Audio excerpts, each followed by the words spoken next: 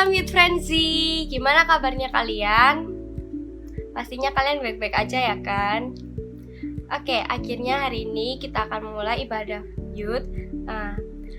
Sebelumnya aku mau ngingetin kalian, kita harus bersikap serius saat beribadah. Jangan lupa matikan notifikasi HP, dan jangan lupa bawa note buat mencatat nanti apa yang akan disampaikan di firman.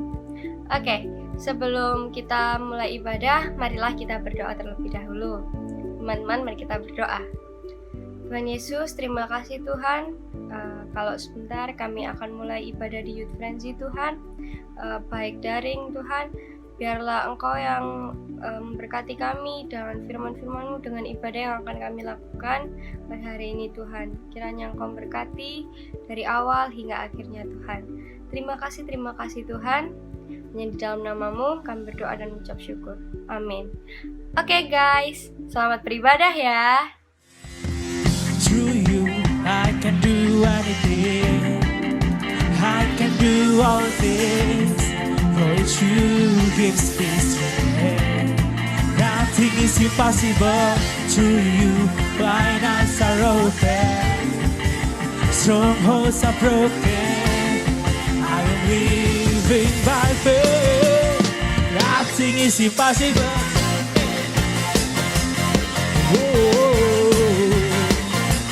Nothing is impossible.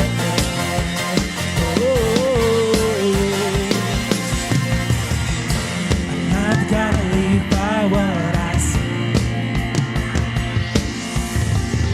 I'm not gonna live by what I feel.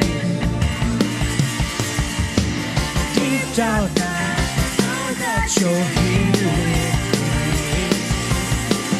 I know that you can do anything. Oh, through you I can do anything. I can do all things. But you fix this thing. Nothing is impossible. Through you blind eyes are open. Strongholds are broken. I am living by faith. Nothing is impossible.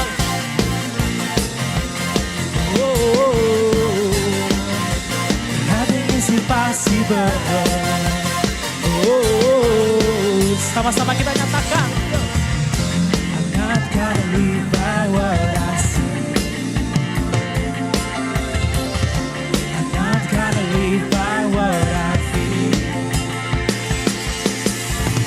Deep down I know that you're here with me. I know that you can do anything.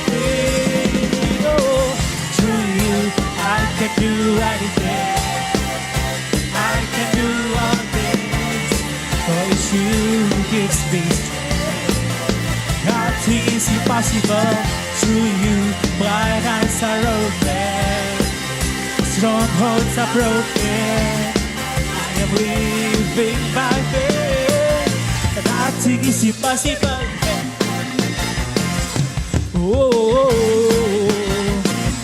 Nothing is impossible. Yuk sama-sama katakan. Hey. I believe, I believe. I believe, I believe in you. I believe, I believe. Oh, I believe, I believe in you.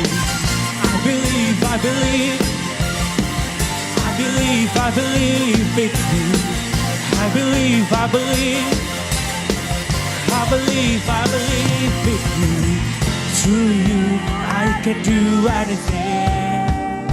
I can do all things. For it's you who gives me strength. Nothing is impossible. Through you, blind eyes are open. Strongholds are broken. I am living by faith. Nothing is impossible. I believe, I believe. I believe, I believe in you. I believe, I believe. Oh, I believe, I believe in you. Yes, hallelujah. Tuhan Yesus, terima kasih ya Tuhan, kami mengucap syukur atas segala berkat dan menyertamu sampai hari ini ya Tuhan. Dan bila mana sebentar lagi kami akan mendengarkan firman Tuhan, kiranya Engkau menyertai kami, Engkau memberkati kami, sehingga apa yang kami dengar di hari ini dapat kami lakukan di kehidupan kami. Kiranya juga memberkati hamba-Mu ini yang akan menyampaikan firman-Mu, sehingga apa yang hamba-Mu sampaikan ini Tuhan dapat sesuai dengan apa yang ingin Kau sampaikan kepada kami semua. Terima kasih ya Tuhan, terima kasih. Kami mengucap syukur dan kami sambut firman-Mu, dalam nama Yesus, haleluya, amin. Hello guys, welcome back di Online Service Youth Frenzy minggu ini. Nah, apa kabar kalian semua? Semoga kalian semua sehat-sehat selalu ya. Tetap jaga kesehatan, stay safe karena ini COVID kayaknya lagi meningkat lagi, dan tetap berdoa semoga semuanya akan segera pulih kembali. So, hari ini aku akan sharing beberapa hal yang sering kali membelenggu masa muda kita. Ya, masa muda adalah masa di mana kita banyak belajar, banyak gagal, banyak melakukan kesalahan, masa di mana kita mencari tahu tentang siapa sih diri kita ini, siapa jadi diri kita, apa arti dan tujuan hidup kita. Masa di mana kita memiliki banyak keraguan tentang apa yang harus kita lakukan dan apa yang harus kita pilih. Oleh karena itu, penting sekali buat kita untuk menjauhkan diri kita dari segala hal-hal yang buruk yang dapat membelenggu kita, yang dapat menghambat kita dan bahkan mengarahkan kita ke arah atau jalan yang salah dalam menjalani masa muda ini. So, berikut ini aku mau share tentang 5 hal yang membelenggu hidup di masa muda kita. Yang pertama, yaitu hidup yang dibelenggu oleh keinginan atau gaya hidup. Yaitu keadaan di mana kita merasa bahwa kita harus mendapat ini itu, kita harus mencapai ini itu. Ya emang boleh sih kita set target, tapi jangan sampai hidup kita itu cuma terfokus pada target yang kita buat. Sehingga membuat kita merasa tidak pernah puas, membuat kita tidak pernah bersyukur akan apa yang sudah kita miliki. Seperti contoh di zaman ini, seringkali orang-orang menghalalkan segala cara untuk mendapatkan apa yang mereka inginkan. Ya meski itu terkadang ya cara yang buruk, misal berbohong atau menjatuhkan orang lain. Nah, jangan sampai kita sebagai anak Tuhan juga melakukan hal yang sama. Kita harus tahu kalau Tuhan punya rencananya sendiri dan Tuhan juga punya waktunya sendiri. Yesaya 55 ayat 8, sebab rancanganku bukanlah rancanganmu dan jalanmu bukanlah jalanku. Demikianlah firman Tuhan. So, jangan memaksa Tuhan untuk mengikuti rencana kita, untuk mengikuti waktu kita. Ketika kita mengerjakan bagian kita dengan baik, percayalah bahwa Tuhan juga sedang mengerjakan bagiannya. Yang kedua, yaitu hidup yang dibelenggu oleh rasa takut. Yaitu keadaan di mana kita takut untuk mengambil keputusan, takut gagal, takut karena merasa berbeda dengan orang-orang yang ada di sekitar kita. Nah, jikalau kamu merasa kok teman-temanku sudah sukses, teman-temanku sudah punya ini itu, sudah bisa beli ini itu, jangan sampai kita terjebak akan pikiran itu, dan jangan sampai hal tersebut membuat kita takut dan ragu akan masa depan kita. Amsal 23:18, karena masa depan sungguh ada dan harapanmu tidak akan hilang. Mari berusaha untuk membangun kesuksesan kita sendiri. Tidak ada kata terlambat. Seperti contoh nih, Google, Windows, Apple yang sampai hari ini produknya masih kita pakai atau kita pengen punya. Nah, itu semuanya berawal dari hal yang kecil, dimulai dari usaha yang kecil dan penuh struggle juga. Coba deh kalian lihat ceritanya di YouTube atau di Google, pasti banyak. Dan perlu kita ketahui bahwa rencana Tuhan akan setiap kita itu berbeda-beda.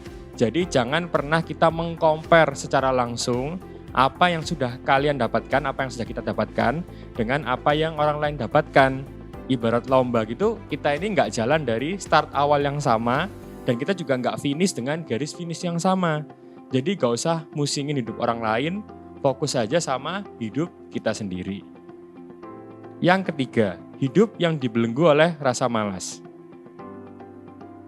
Amsal 6 ayat 9a. Hai pemalas, berapa lama lagi engkau berbaring? Ya, jadi kayaknya udah sejak zaman Alkitab dulu, kodratnya pemalas itu bakalan sering berbaring, sering tiduran, atau zaman sekarang istilahnya sering rebahan. Nah, coba kalian nilai deh, kalian atau kita semua yang sukanya rebahan, apakah kita pemalas apa enggak? Ya, kita sendiri yang bisa nilai. Jadi maksudku, hidup yang dibelenggu oleh rasa malas adalah keadaan di mana kita tidak mau berusaha, tidak mau berpikir, dan memilih untuk bertahan di zona nyaman terus.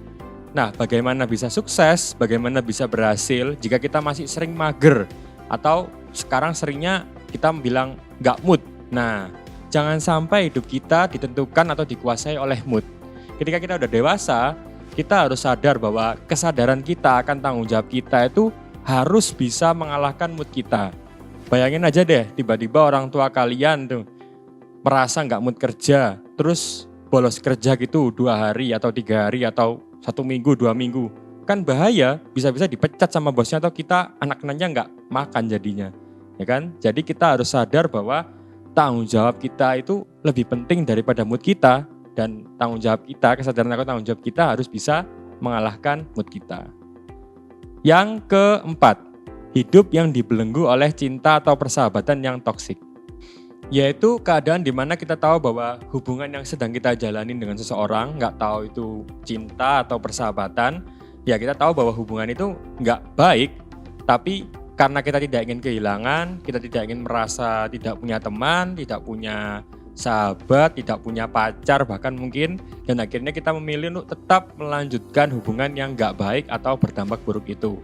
Padahal kan kita udah tahu nih kalau pergaulan yang buruk itu merusakkan kebiasaan yang baik. So mending kita hindarin deh yang namanya hubungan yang toksik, baik itu cinta atau persahabatan ini. Yang kelima, yang terakhir yaitu hidup yang dibelenggu oleh dosa. Yaitu keadaan di mana kita terbuai atau ketagihan akan kenyamanan dan kenikmatan yang diberikan oleh dosa. Seperti contohnya waktu dulu kita sekolah, kita ulangan, mungkin kita merasa, enak ya nyontek, nggak pakai belajar, bisa dapat nilai bagus. Terus kita juga sering berbohong sama orang tua. Misal, aku mau main keluar nggak boleh nih. Ya gimana caranya bisa ya? Ya udah bohong aja, kita bilang kalau mau belajar ke rumah temen, mau kerja kelompok, padahal kita mau main. Nah contohnya yang dewasa ini udah jadi orang gede, biasanya kita ngetrennya anak muda zaman sekarang ya minum minuman. Ya nggak tahu lah, minum minuman keras kayak minum apa itu sampai mabok-mabokan itu, terus narkoba, free sex dan lain sebagainya. Semuanya itu memang menggoda, tapi kita harus ingat bahwa hal-hal tersebut menjauhkan kita dari rencana Tuhan yang indah yang udah Tuhan sediain buat kita. So benar-benar hidup kita harus jauh-jauh dari yang namanya dosa, karena dosa itu membuat hidup kita kehilangan arah. Terus gimana nih caranya biar kita bisa kuat melawan belenggu-belenggu tersebut? Ya aku yakin kita semua udah tahu, cuman ya sulit aja gitu ngelakuinnya. Bukan berarti kita nggak bisa, tapi seringkali kita yang nggak mau berusaha. Jawabannya cuman satu, simpel banget nih. Yaitu apa? Dekatkan diri sama Tuhan. Nah, cuman itu jawabannya. Dekatkan diri sama Tuhan maksudnya gimana? Apakah kita harus tiap minggu ke gereja atau tiap hari ke gereja? Tiap pagi doa, tiap siang doa, tiap malam doa. Terus tiap hari baca firman apa? Iya, semuanya itu benar. Cuman yang mau aku tekankan di sini adalah jadilah anak yang bertuhan. Ya, bertuhan maksudnya gimana? Ya, kita takut akan Tuhan, kita ibadah, doa, pelayanan itu bukan karena rutinitas, tapi karena emang kita butuh Tuhan. Nah, seringkali kita itu ya gimana ya namanya hidup berjalan dengan realita, berjalan dengan kenyataan yang ada, dan seringkali kita merasa bahwa aduh hidupku berat banget, Tuhan di mana sih kok nggak datang-datang, apa aku doa kok nggak ada jawabannya apa-apa, terus kita merasa aduh aku males doa, aku males pelayanan, aku males ke gereja, aku males baca firman dan lain sebagainya. Dan pada saat itu ya mungkin kita nggak akan merasakan sesuatu yang langsung terjadi gitu. Misal nih sekarang kayak kita dulu kecil, biasanya kita mau tidur disuruh ayo doa dulu, nanti kalau nggak doa mimpi buruk, ya kan. Nah misal sekarang kita udah gede kayak gini nih, kita mau tidur terus kita merasa aku malas doa, apakah terus kita mimpi buruk, terus kita nggak bisa tidur, kita kayak apa ya kayak nggak tenang itu? Ya nggak juga sih sebenarnya, ya bisa aja kita tidur. Terus misal kita mau mulai kegiatan atau apa, terus kita nggak pakai doa, terus kegiatan kita jadi kacau semua gitu, ya enggak sih. Tuhan bukan Tuhan yang terus kalau misal kamu nggak doa, kamu nggak ke gereja, terus Tuhan mengutuk kamu, Tuhan membuat kamu celaka apa, nggak gitu sih ceritanya.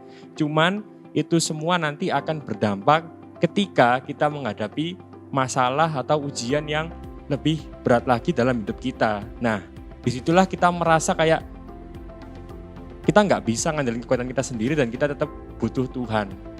Maka dari itu kita nggak bisa sebenarnya jauh-jauh dari Tuhan. Nah, kita tetap harus berdoa, kita harus beribadah, dan mungkin juga kita harus pelayanan. Dan semuanya itu didasari karena emang kita butuh Tuhan dan bukan karena rutinitas. Nah, jawabannya simple, jadi ya cuman satu, yaitu dekatkan diri sama Tuhan. Jadi anak yang bertuhan, jadi anak yang takut akan Tuhan. ibadah, doa, pelayanan bukan karena rutinitas, tapi karena emang kita butuh Tuhan, karena emang kita tahu kalau Tuhan itu udah baik sama kita, maka dari itu kita nggak bisa jauh-jauh dari Tuhan.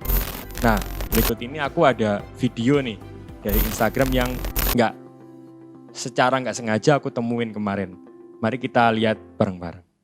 Without the fulcrum, I have no power. I have no authority.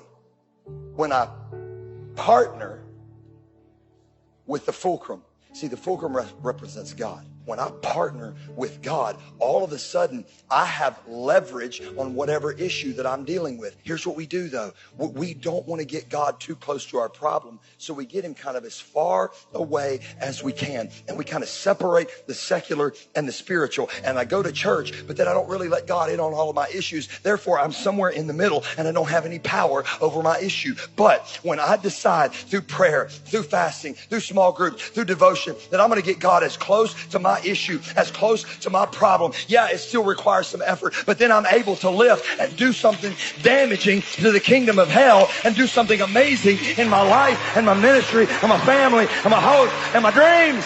Why? Because I let God in on it. Oke, sekian, mari kita berdoa.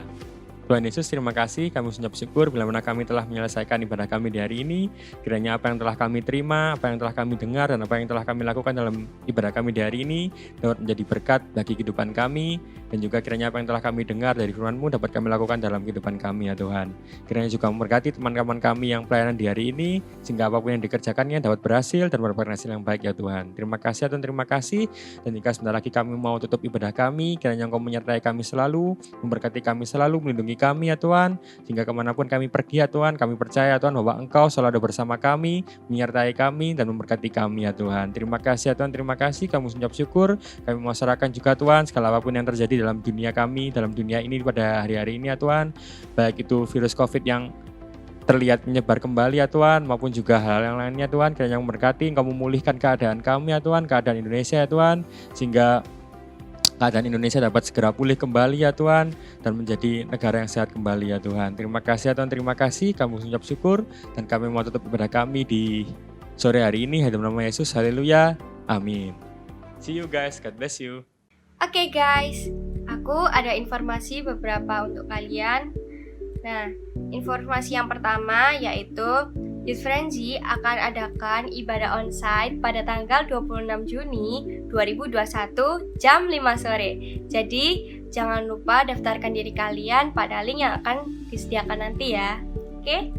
Dan pengumuman yang kedua, pada hari Senin dan Selasa akan diadakan FC setiap jam 7 atau jam 8 malam. Bagi teman-teman yang belum follow IG kita, cepet di follow ya. Oke guys, sekian dari ibadah kita pada hari ini. God bless you.